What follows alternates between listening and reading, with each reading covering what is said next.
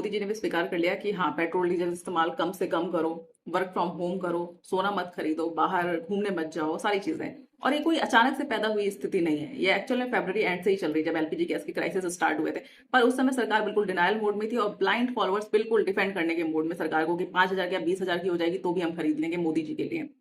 अगर वहीं पर जो ये ब्लाइंड फॉलोअर्स है, अगर वो सरकार की आलोचना करते या आवाज उठाते, तो शायद सरकार अपने फायदे की बजाय मजबूरी में ही सही पर जनता को इस समस्या से निकालने की कोई रणनीति बनाती। पर उस समय तो सरकार का सिर्फ एक ही लक्ष्य था कि जनता को भटका दो बोल के कि विपक्ष अफवाह उड़ा रही है और चुनावी रणनीति बनाते हैं, कैसे भी करके चुनाव जीतते हैं।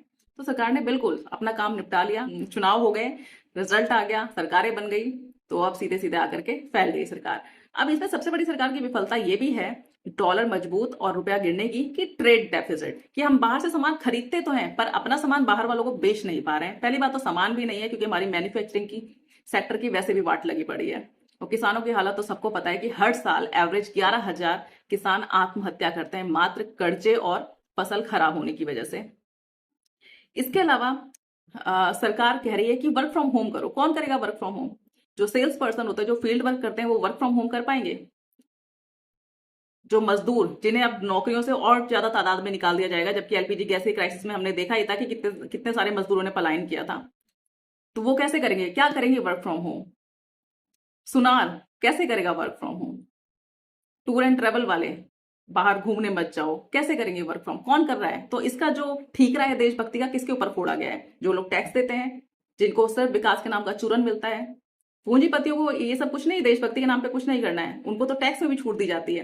पर ये सारी उम्मीदें उनसे नहीं की जा रही हैं, उम्मीदें की जा रही हैं भावनात्मक रूप से बेवकूफ बना करके उन लोगों से जिनका हमेशा से ही फायदा उठाया जाता है।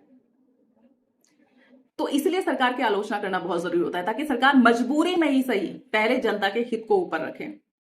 लेकिन नहीं, कुछ लोग तो सरकार के इतने बड़े फॉलोअर बने बैठे हैं कि हर केस में डिफेंड कर देते हैं, हर केस में।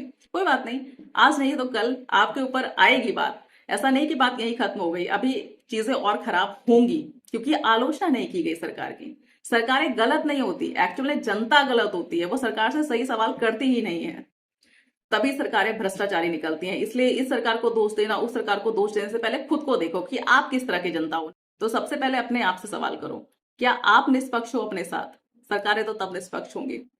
अब इसके साथ में एक वायरस फैलने की बड़ी खबरें आ रही हैं। सोचो सोचो, ऐसा मैं क्लेम नहीं कर रही, कि अगर उसके हालात कोरोना वायरस जैसे हो जाए, अभी उसके बारे में मैंने कुछ पढ़ा नहीं है, और लॉकडाउन जैसी स्थिति आ जाए, तो क्या होगा?